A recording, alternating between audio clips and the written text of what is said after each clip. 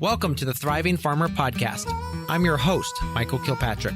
Our mission is to inspire, educate, and celebrate sustainable farming. We believe that you can build a profitable, sustainable farm that gives you true farm freedom. Join us as we talk to farmers, innovators, educators, and entrepreneurs to glean their top takeaways in business and life. This episode is brought to you by Steward. Steward is transforming agriculture by equipping regenerative farms and food systems with the capital they need to grow.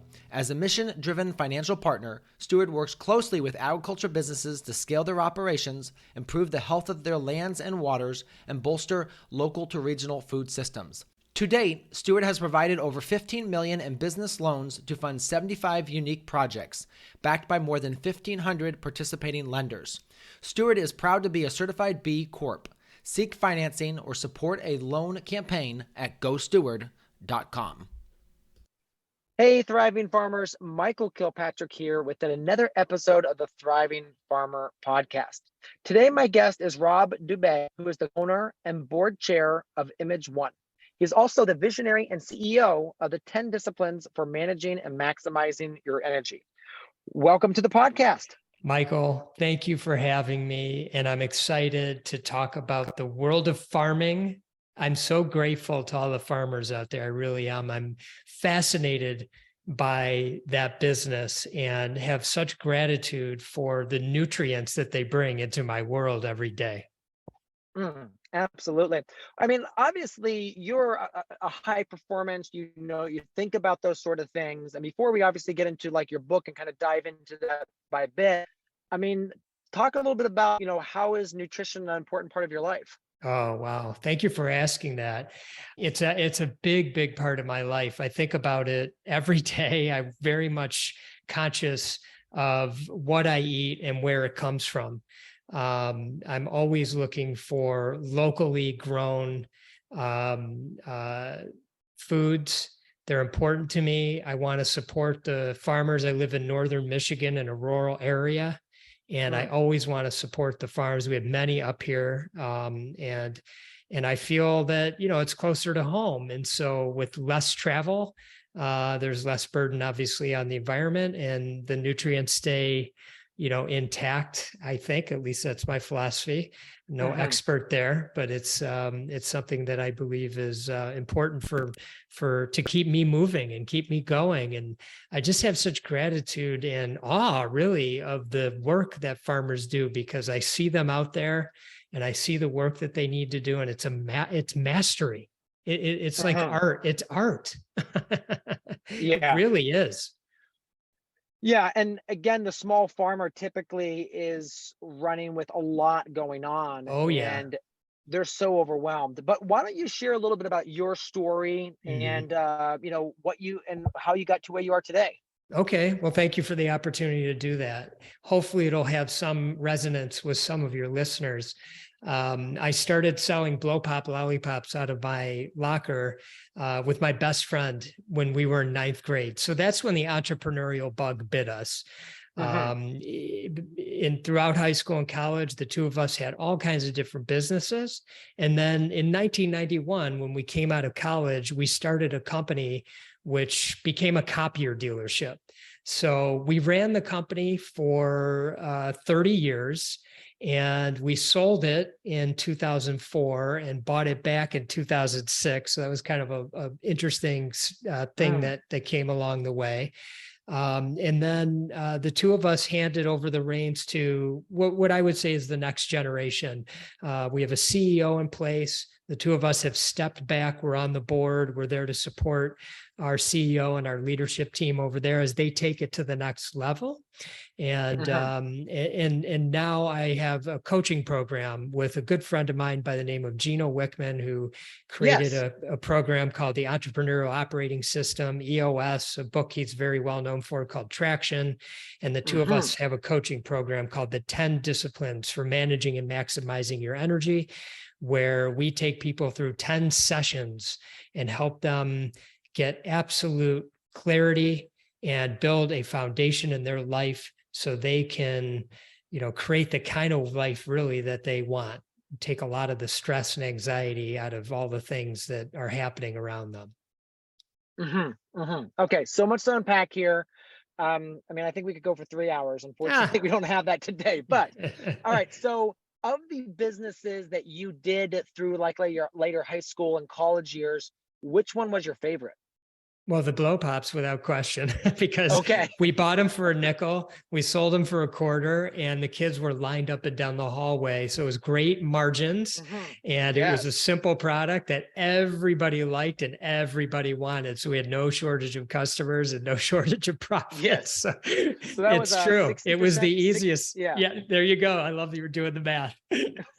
You're right Yes, on. yes. You got to know your margins. That's right. I love it. So then the copier, you turned the business into a copy dealership. And then what happened in the aspect of you selling it and then buying it back? Could they not manage it? And then it became less profitable. And so you're able to say, let's step back in? No, what happened was a public company bought us. They had, grand plans for expansion, and after 18 months, their CEO left, and a new CEO came in, and that CEO didn't have the same ideas and visions that the old CEO had. So that person came to us and said, this isn't part of my vision. Do you want to buy it back? And so we did. Interesting. Okay.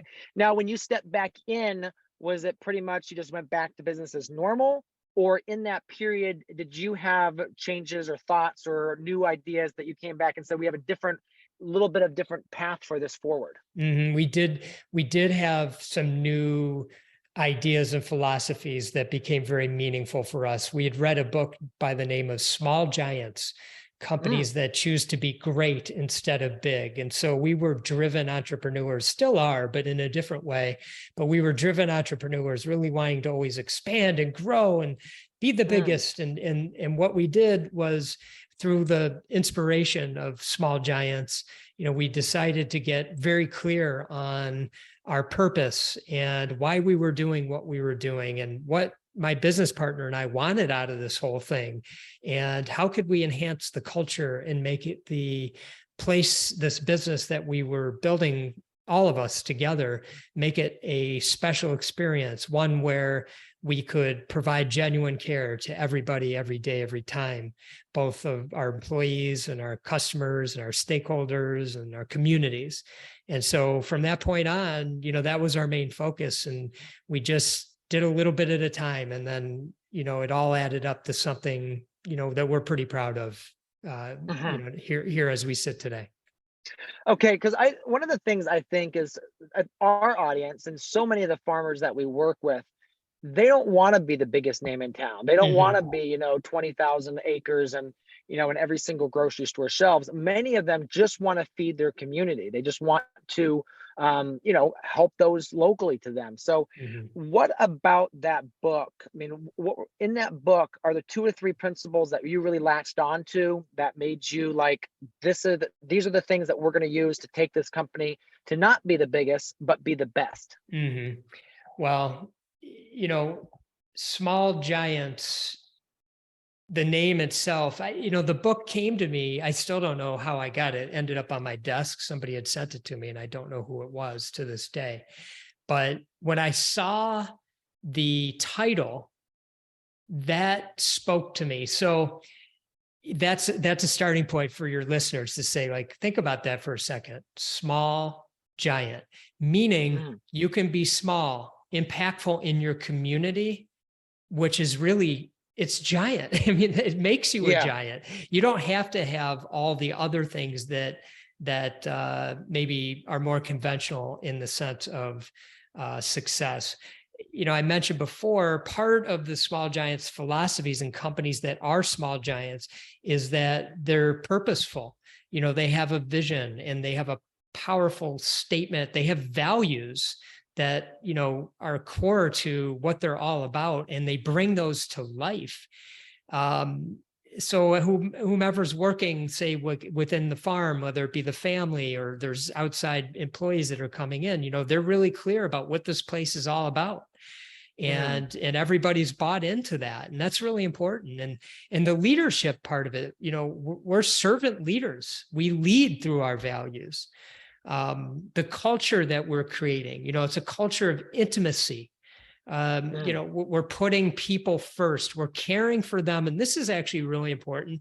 caring for them in the totality of their lives, their wholeness, their whole beings. They're not just people who come, do work in exchange for currency and then go home and then they have a life. It's the totality of their life. Finance is an important part of it for us and Small Giants. We want to protect our margins without compromising our values. And it's a very competitive world out there in business. I imagine just as much in the farming world. And so it's important to protect our margins. We work hard and we deserve to be a profitable company for everything that we put into it. And there's two more that are important. If you cut me off at any time, if this is too much, but no, this is great. Customers, it sounds obvious, but what we want to do with our customers are create meaningful relationships with them.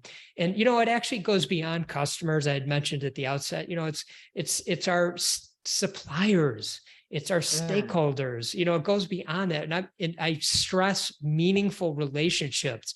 Why are we doing this in this world? I mean, there's a wholeness. We're all interconnected. We're just human beings making our way through this life, and meaningful relationships are so important. I feel that in the farming community. There is something about that soil and how it cultivates and grows something that ends up in somebody's body that fuels them, where I personally feel a connection to the farmers that created that. It was with such loving care. I just see the dirt under their nails. I just see it so vividly when I'm preparing my meals.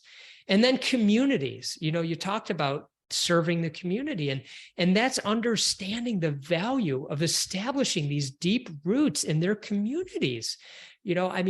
The farming community is to me, it's a staple. I know the local farmers. I know the names of their farms. I know what they're creating and where I see quality, and maybe where I don't too, by the way. But you know what I'm saying? And I just really appreciate that connection. And I know they're down the road a few miles or what have you. And I think fondly of them, and I feel connected to them, even if I don't know the proprietors of the farm. Yeah, absolutely.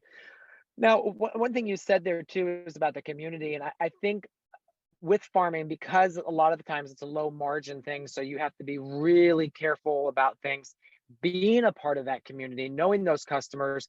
Again, with our little town, we have a really strong community, and I'm super lucky to have a machine shop across the street. And these guys, build parts for, these crazy industrial businesses, and they're tens of thousands of dollars. But I can walk over there and they're more than happy to say, hey, well, we can fix this for you, or let's try this for you. And just that community aspect of being able to drop off a couple bags of sweet potatoes and they, fix stuff. And it's just a great aspect of working together and building that sense of belonging. That's right. That's the interconnected. That's a special bond that gets created where there's just two humans trying to help each other. They understand how hard this whole thing is, and they're just trying to help each other and do good by the community at the end of the day. Yeah. And, in this particular situation, this gentleman has been at this business for, I think, 20 some years, and he's making good money now. I'll see the new machinery show up and I'll be like, oh my gosh, I bet that was, $250,000. And he understands that aspect of what it's like to get going. He said that. He's like, Michael, I know you're in second year of this farm right now. And he's like, I know things are tight. So, we'll just, again, bring some sweet potatoes by when you're ready. That's so great. That is that aspect of that first generation passing to the next generation and being willing to. Yeah. And then you also see the other people in the community that aren't willing to do that and are going to be like, well, the rate is this per hour and you're going to pay that. And, that's okay to be that way, but you also got to realize that people are going to remember that as well. That's exactly right. I couldn't agree with you more. Yeah. So Rob, share a little bit. You obviously are working with Gino on the, all his books and stuff. And obviously that's how we found you, was through him. I've obviously been fascinated. How did you two meet up? So Gino and I met over 20 years ago when he was just getting started with this business, with the entrepreneurial operating system. We were one of his first clients.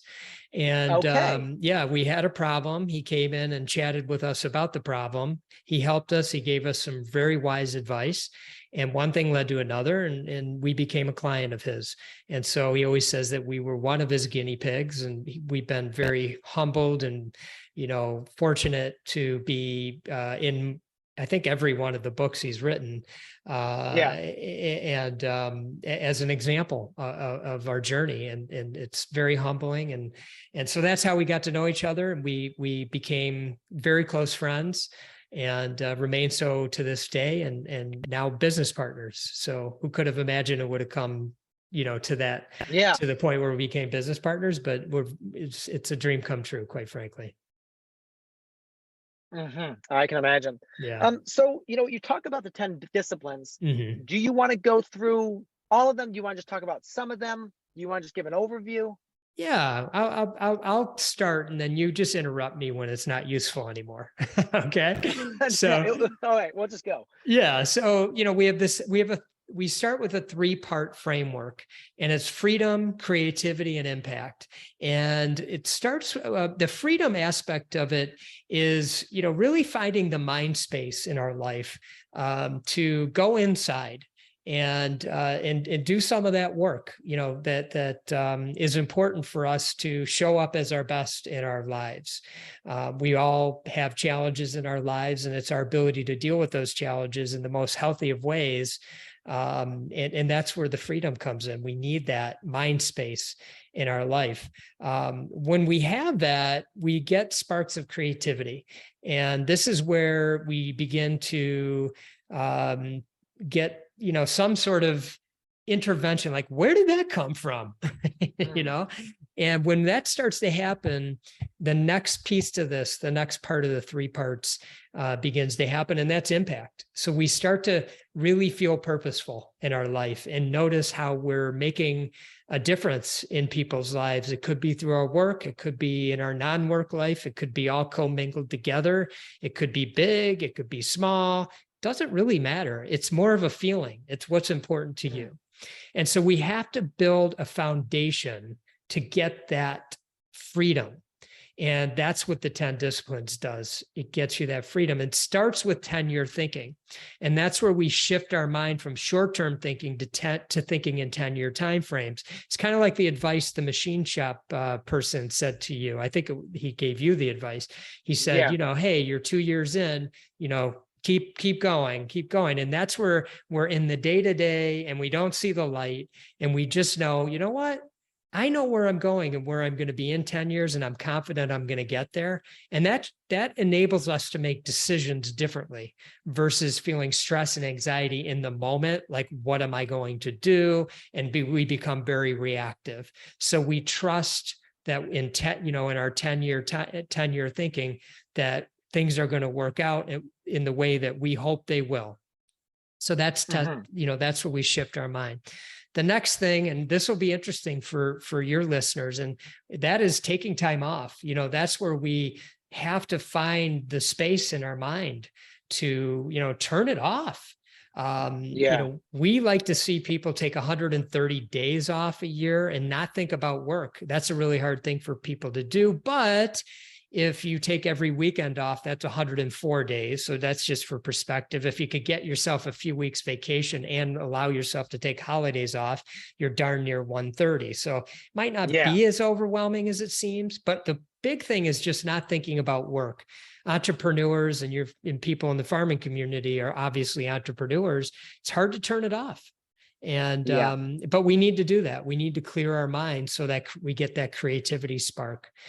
The next thing is know thyself. And that's where we just want you to be you 100% of the time, 24/7, 365. Don't try to be anybody other than you. We say, let your freak flag fly, be silly, be goofy, be whatever you are. The world appreciates authenticity, and you get rewarded for it. And so know thyself and be you. The next thing is be still. And that's where we encourage our clients to sit in silence for at least 30 minutes every day. And that can come in many forms. Some people choose to do that in prayer. Some people do meditations, they journal, they contemplate, whatever works for you. But it's really just allowing your body and your mind to settle down. You know, you picture that jar of sand with water in it, you shake it up and all that sand's floating around. That's your mind, that's your body. It's all jazzed up, and then it settles down. And that's why we need to do this 30 minutes every day. It's a hard thing for most people to do these days, but that's that settling down process that gets you that freedom.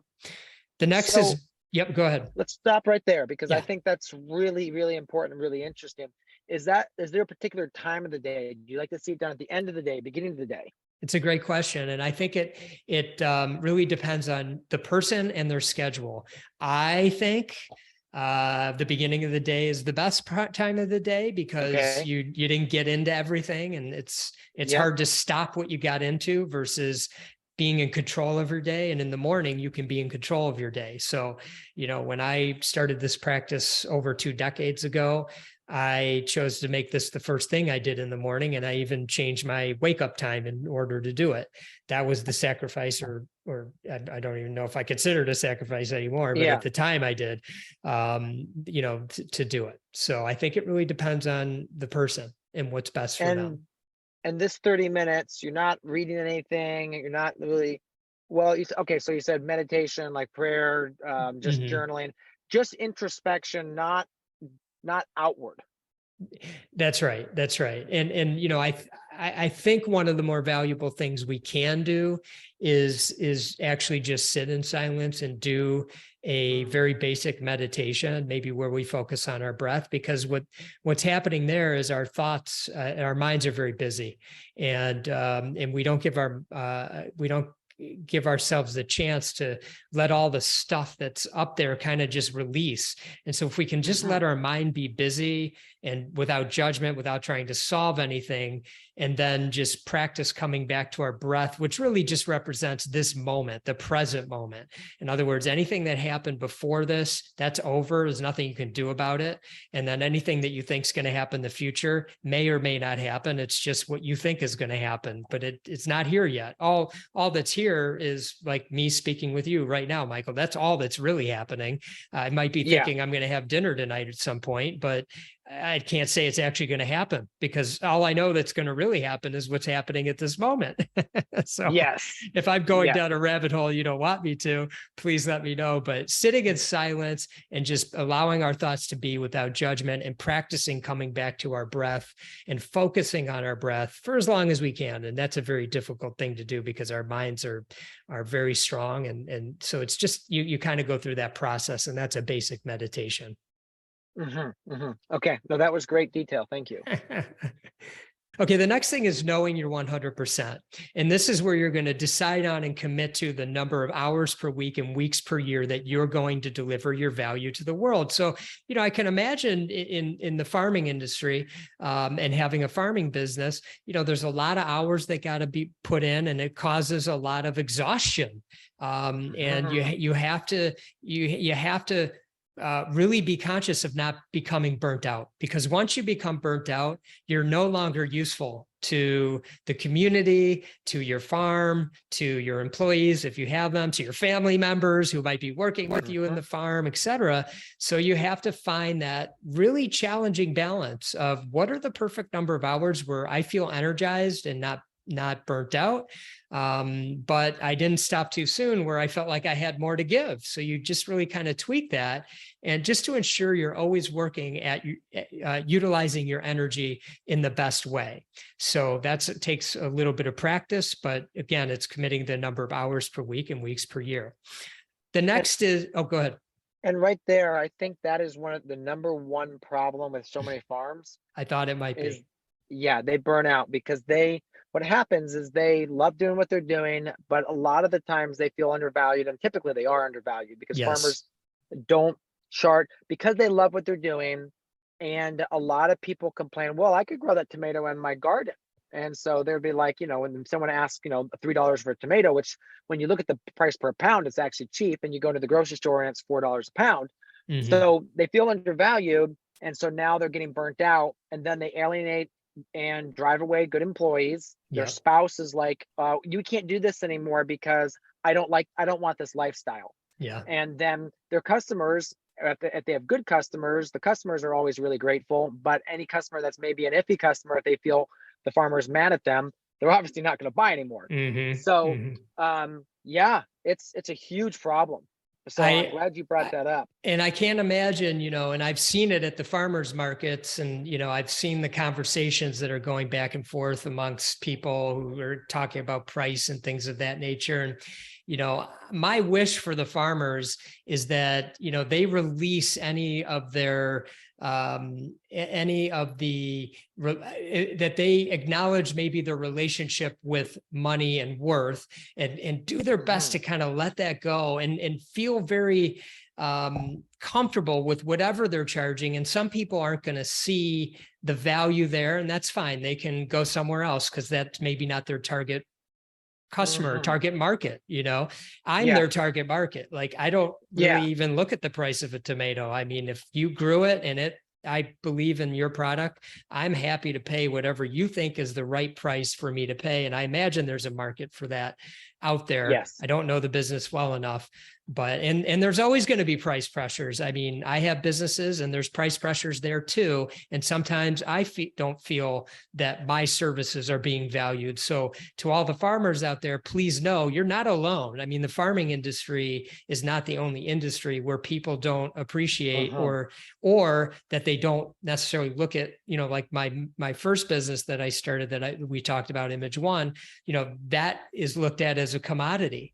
So, and that drives us crazy because we work really hard to provide a high level of service and care, yet, and customers love that, but they also pressure us on price, and we're, it's a hard balance, and you have to work with the market forces also.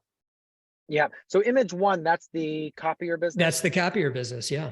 Now, were you focused on selling units, or you focused on selling contracts for copier services? Both. So we sell the unit. Yep. And then that comes along with the service, and it's a super competitive business, ridiculous. And it's commoditized. So, you really have to go in there with a great level of service, and you have to have a strong price point, or else they're not going to do business with you. Yeah, it was interesting because we were tried to sell us not too long ago about for label and printing. We wanted to talk about some label, and then anyway, they came out with this. They wouldn't sell us the unit; they wanted to lease us a unit and then sell us a number of copies. That's right. Per penny copy price. That's right. Yeah. That's the model. Yep. Yeah, which was really interesting, obviously, but yeah. All right, let's dive back into those 10 because I don't want to miss any here. Okay, no worries. So the next one, discipline number 6, is say no often. And this is where you say no to anything that's not fitting into the first 5 disciplines. And saying no is hard for most people. We hate saying no. But when we get really clear about what our boundaries are, where we're going in 10 years, how much time we need off, knowing ourselves, taking time to be still, and knowing our 100%, we get really clear on what we're saying yes to and what we're saying no to. And saying no could be really empowering because it gives us the time and energy to spend on the things that are most important to us and that maybe bring greater profits. So let's just say you have a farm and somebody's saying you should grow tomatoes, but that's not kind of your main thing, but you decide, okay, we'll try tomatoes.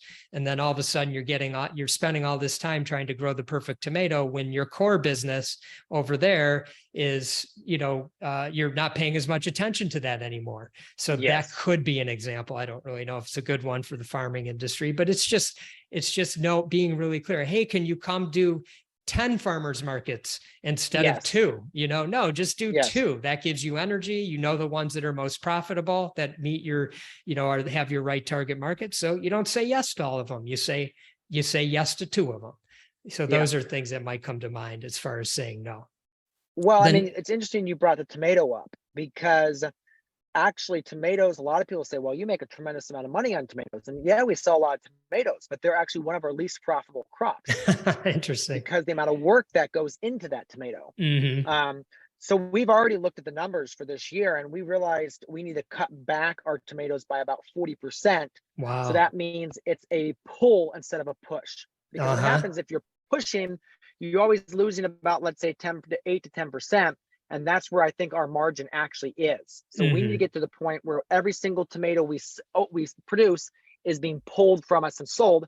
Other crops like lettuce, which is another main crop, is actually a push crop. Is cheap to grow. It's very effective for us. So we always have extra, and we're always tilling it under because we never want to be without. But I'm glad you brought that up, because that's so key for people to say no. And I personally have such a hard time saying no. In fact, actually yesterday, I should have said no to something that, it was, I got on a call and I was misconstrued with what the call was. They kind of got under false pretenses, and I have immediately said, I'm sorry. I'm really excited for you, but I can't do this because this is not what we actually decided to talk about. So I love it. Great example. Great example. And hey, let me tell you, there's nothing like a really great tomato. So I think whoever's growing tomatoes, the best ones should charge as much as they can, because there's nothing like a good one. The next discipline, this is going to be interesting. In fact, these next three, I think, are going to be interesting for the farming community as to how well they resonate. The discipline number 7 is don't do $25 an hour work. And that is to never do anything that you could pay somebody $25 an hour to do. Now, I have to preface this by saying $25 an hour work is actually, it's very, very important work. I'm speaking to those that are the entrepreneurs, and they have taken risk. They have put their whole life into their business, in this case, farms, and they want to be successful in many ways. And one of those is probably financially. And what that means in the farming community for a small local farm, I don't know, but I'm hopeful that the farmers can make a wage that is a living wage that gives them some of the freedoms in life that they deserve and have earned through the very, very hard work that they do each and every day. And so the premise behind this is really just to look at the things that you're doing on a day-to-day basis and make sure that it's in your pay range. And if it's not, find somebody who can do it. And the economy is very interesting nowadays. There's all kinds of different ways that you can find people to do work in this kind of economy, and use that time to find out how you can grow your business, how you can increase your margins. You know, it might be doing something like you mentioned, where you kind of looked at your tomato production and decided, you know, the margins weren't there. It was a lot of work and you were going to scale it back. You know, that's very impactful to the bottom line of the farm. And so that's what that one's all about. Well, that is such key. And I think your $25 an hour rule is true. And I actually, when we talk to farmers, say the 100, and I say $100 is because they always look at me like a shock expression. But what I'm saying to them, and I say that because I have to kind of back it a little bit and explain it to them. It's like, don't be out pulling the weeds, be out figuring out the cultivation system so that you can burn the weeds away, or use a machine to do the weeding, or you can set up the irrigation system so that you're not having to hand water. That's right. Because you're right. They get caught in the details of these little tiny things when they should never be doing a lot of these tasks. That's right. That's right. I'm so glad you have that conversation with them. And you know, farms are no different than any other business. You know, people get in the weeds with lots of stuff. So I think it's very relatable. The next one, discipline number 8, is prepare every night. Simply before your head hits the pillow every night, document the next day's plan. This way, a few things happen. First of all, you get clear and you release some of the anxiety about what do I got to do tomorrow. You get really clear about it. You'll sleep better. While you're sleeping, your subconscious is going to work, and it's working through some of these problems and challenges that you're dealing with. Then when you wake up, you know exactly what's going on today. You know what you need to do and when you need to do it. And as you're sort of going about your day and your morning, you're going to notice something's going to pop in your mind, and it's going to be a solution to one of the challenges you've been dealing with. And you're going to wonder where that came from. All of a sudden it just appeared. I had a solution. That's because you took the time, 10 minutes tops, the night before or at the end of your workday to kind of just scan what I got going on tomorrow, what's most important that I need to do, and then just let it go and let your subconscious do the work from there. So it's really simple, but really, really powerful. Joining me is Dan from Steward, a mission-driven financial partner for farms across the U.S. Dan, let's talk aggregating. That's where, farmers can provide products to, let's say, like a food hub, and the food hub maybe does some processing there, but then is the distribution or the last mile to the consumer. What makes that work, and what are the challenges? Aggregating just one part in the chain: producer, processing, aggregation, and sales. And so it's about creating systems that producers can sell under. I think one of the things I've noticed working and understanding many producers is they don't all want to have to create their own brand and manage and do sales and do all the engagement, but how can they sell under a shared system that actually provides value to them, that isn't just squeezing them as intermediary? So we've been financing aggregation infrastructure, kind of last mile, where it's a mix of shared aggregation for producers, value-added processing commercial kitchens where CPG companies and makers can start to trial and use those products, and retail restaurant sales where you're really selling high margin products through. And so I see aggregation as the combination of introducing people to products and showcasing products, and then being the exchange where people can buy goods and buy larger order flow and kind of really drive sales.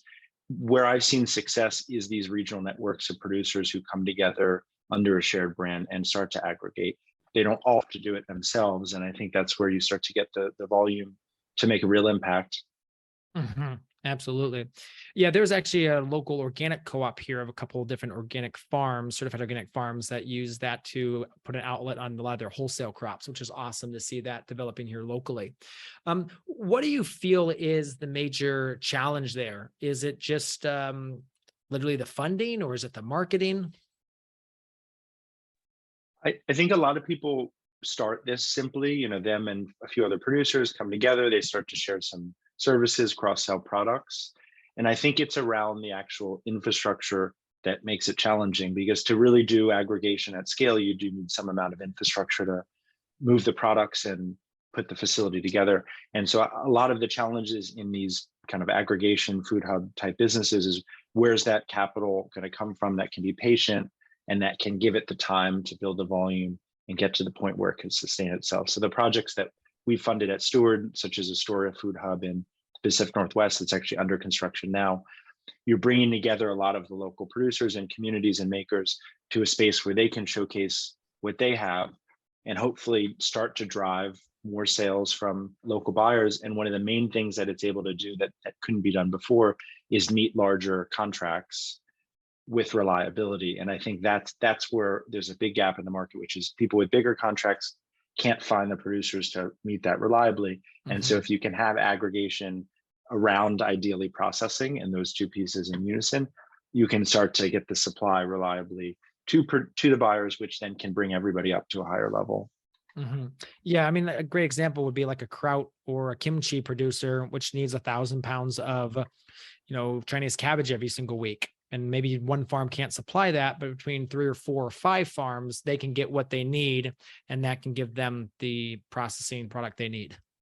Exactly. And that reliability of sales and purchasing is really helpful for farms. Relying on your own direct sales every week can be a challenge. So if you can balance some of that wholesale with your own direct outlets, then you really got sustainability and diversity. Mm-hmm. Absolutely. If you're looking for a non-traditional, mission-driven financial partner who understands the business of regenerative agriculture, reach out to gosteward.com today. Yep, go ahead. That's planning. Do you have a specific way you like that 10 minutes? Do you like to write things down? Do you put things into the computer? I'm a writer downer. So that's what I like to do, but I do use technology. There's a thing called a Remarkable, and it's kind of like a tablet that feels like paper. So I like paper. I like to write things down, but I also like some of the technology. But we have plenty of clients that use technology, and that's fine too. It's whatever, you just find whatever it is that makes most sense for you. And it actually segues into the next one, which is discipline number 9, put everything in one place. And this is where we encourage people to pick the one place that you're going to capture every idea, commitment, thought, action item, and promise as you go about your days. Now, in the farming community, I don't know how possible this is or whatnot, depends on the flow of the day. But we like to say, whatever it is, like imagine it's attached to your hip. So if you're going along and you have a really great visionary idea, you can pause and pull it out and write it down real quick. Or if you are talking to a team member and you decide that you decide on something and there's a commitment that you need to follow through on, you jot that down real quick. Or you think about a meeting with somebody you want to have for some business development, maybe it's a local market or whatever, and you jot it down, remember to call and to do that. And then at the end of the day, when you're doing that prepare every night process, you look through your one place and you compartmentalize all of it. So anything that you can delegate, you delegate that off to whoever that you can do that with. If there is a to-do list that you might have, you put your to-dos in there. If there's something on your calendar that you need to put on, you put it on your calendar, etc. The bottom line is at the end of the day, you've got everything that came up and you know right where it is. It's not on Post-it notes, on the computer, in a journal. It's not all over the place. It's in one place. Again, this one is really simple, but and very powerful, but it's very difficult for many people. Mm-hmm. Wow. Okay. And that's go ahead. Yeah, and that's definitely something I see farmers do too, is like you got notes here and you got notes there and you got notes in another place. So finding that one place, putting anything in there, because I think a lot of times people, and farmers particularly, they have so many little things they have to remember that they never can fit. Because they have so much, they almost have a hard time focusing on any one thing and getting anything completely done. That's right. That's right. And, for some reason, I have a picture of a farmer out in the field and really, whatever the day-to-day stuff is that's out there. And I'm thinking, well, how do they do this? I picture, if they like to write on paper, I picture one of those, small flip paper, Yep. Things. I picture that. If they like technology, nowadays you can actually talk into your phone. So, just pull out, call Sally at the market tomorrow at 2 p.m. Boom, put it back in your pocket, et cetera. So I think it's very much it's something that can be accomplished and will lower your anxiety. I think a lot of the things that we see in entrepreneurs is they have so much going on. They're here, they're there, they're talking to this person, they're doing this thing, and they lose track of it all. And when it comes to the end of the day and they're sort of winding down, it all rises up to the top. Oh my God, I forgot to do this. And oh my God, I'm going to forget to do this. And so it brings them back into it. So they can never settle down because now they're maybe back at their computer because they don't want to forget, or they try to let it go, but they can't because they're afraid they're going to forget. And this is all designed, this simple process, just to help you know that you got to capture it. And so you don't have to worry about forgetting. All right. Was that 9 or 10? That's 9. There's one more. And okay. I don't think our farming community is going to have a challenge with this one, but it's discipline number 10 is be humble. It's viewing yourself as an equal to every single person on the planet. And we follow this up by recommending the simple practice of daily gratitude. And that's just simply at the beginning or end or both of every day, just taking a moment and expressing some gratitude, whether you write it down or you say it in your mind or you say it to a loved one, just expressing some type of gratitude, because you're wiring your brain to understand that the gifts that we have in this world are so precious. And sometimes we see past them because our minds are fogged or mucky, which is normal, but it just reminds us. So viewing ourselves as an equal to every person on the planet and expressing gratitude, just simply be humble. The world's a better place when you're around humble people. And just about any farmer I've ever met is pretty darn humble. Yeah. Well, we're always working with nature. So that's right. You're anyone humble. That's exactly, my gosh, great point. I love it. Yeah. All right. So I'm picking 3 right now. I think that the one place, I tend to have a few different places I write things down and then I'll come back to things. So that's one I pick on. Great. The other one I'm going to pick on is that 30 minutes. I tend to get up and first go right into like trying to deal with the chaos. And I Yeah. think that half hour settling right there would be great to get going for the day and just kind of I like love it. depress and open up. And then that 10 minute at the end of the day too. I think that's, I mean, I typically do that, but I don't think I do that well enough or consistent enough. Because one thing you said that was so true and so important is if you give your mind space and you at the night before have kind of like laid out some of the issues, a lot of times you'll wake up and you'll be like, you know what? I thought of a new way to do this and I think it's going to work and it will work great. Yes. So I love that you're I pointing think that that's out. so It's the important. best. It's so true. It Yeah. happens. It's like clockwork. So yes, great. Yeah. What would you say to the farmer who's, you know, they're making some traction, but they're not sure if it's worth it for them? Would you say what kind of deep work do they need to do to figure out if this is going to be if this is the right move for them? Well, you know, I think I go to the 10-year thinking piece of this, and that's where you really begin to imagine what your life will look like in 10 years. And when you have absolute clarity on that, you can bring it back to today and start saying, you know, is what I'm doing today going to create that life? And if so, do I have trust in my ability to get there? And if the answers are yes to that, and I hope they are, then you have trust in yourself that you will make the very challenging decisions that you'll need to make along the way to get you where you want to be. That might mean, you know, growing the farm. It might mean having a different product line that is nothing you could have ever expected.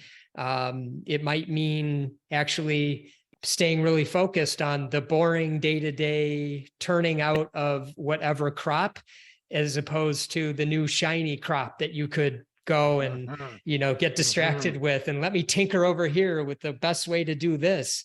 You know, the best businesses often just stay really focused on their core competency that help them create the profits that are needed for them to serve their team members and their families and create the life that, you know, they wish for.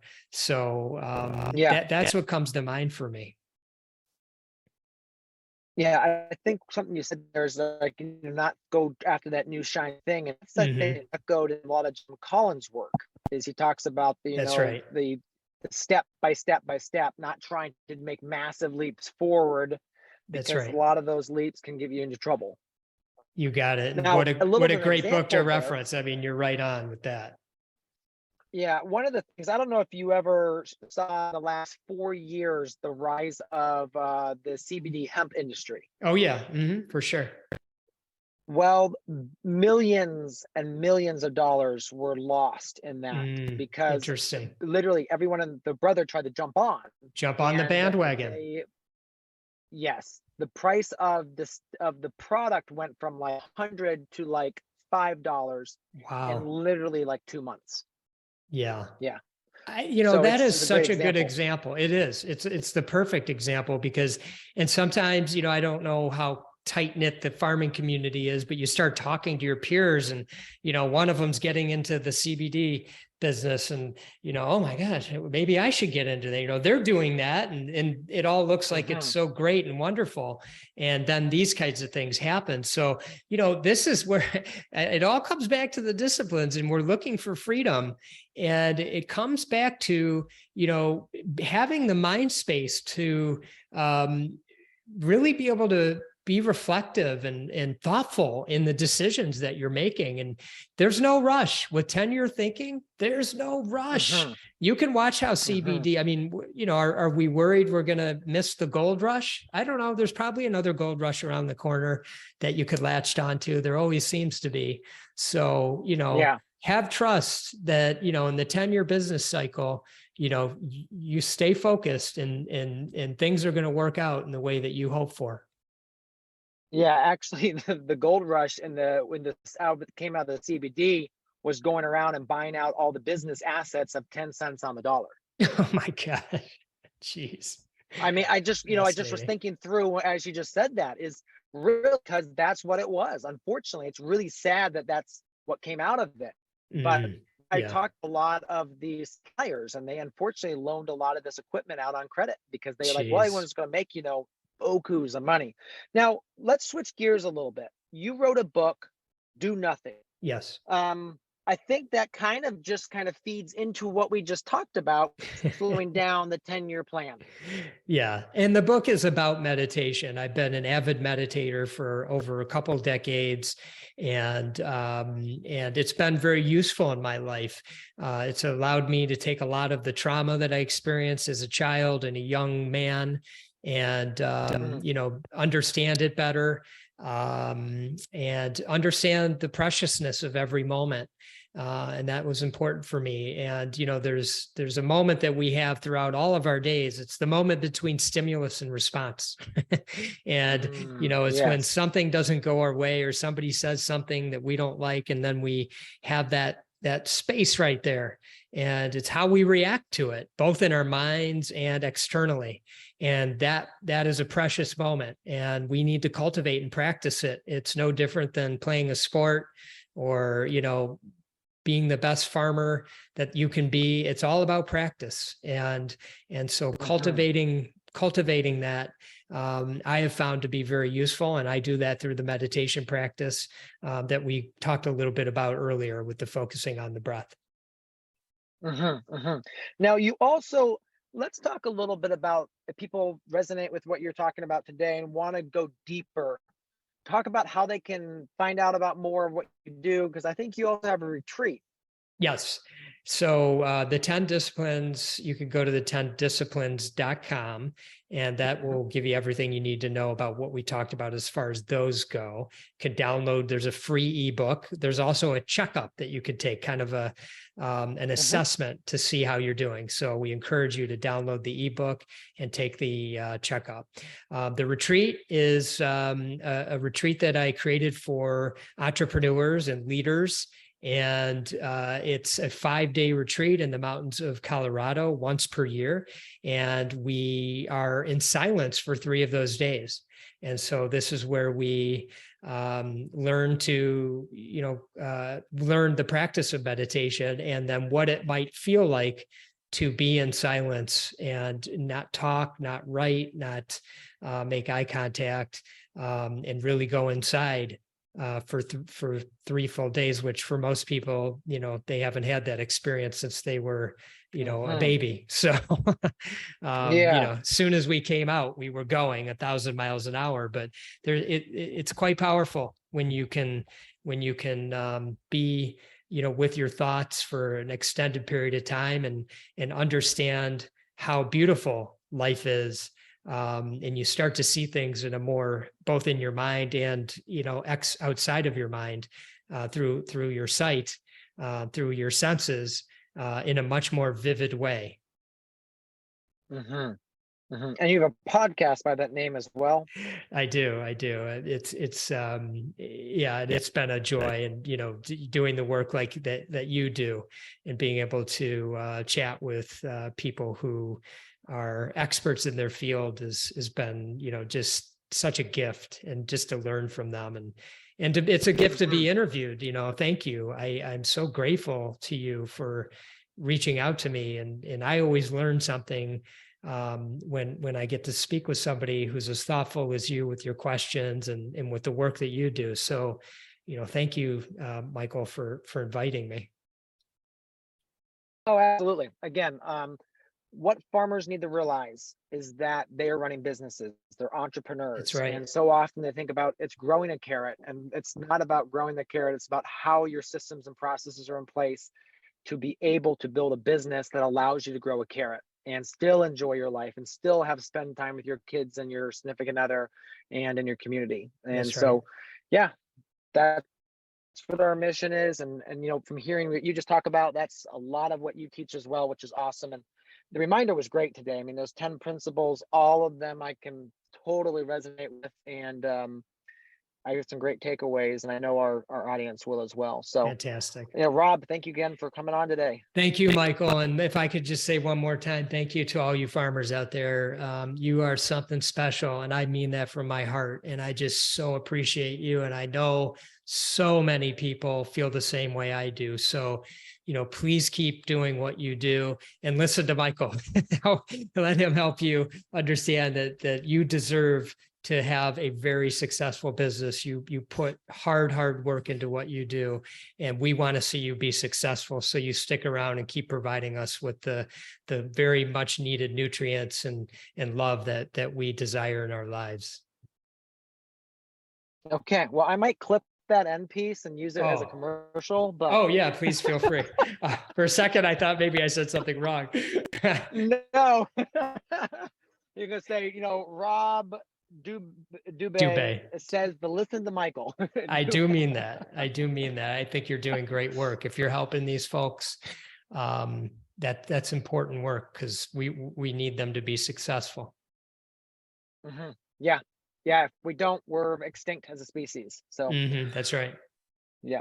All right, Rob, again, thank you so much for your time. Again, it's an honor to be able to interview you and learn more about you. And I am going to look up this retreat. I think probably won't be able to get to it this year, but I really think that would be a very interesting and introspective thing to do at some point. Oh, fantastic. For that, you can go to donothingbook.com, and it'll be right there. It'll tell you all about it. Perfect. All right, my man. Hey, it was great chatting with you. Thanks so much for having me.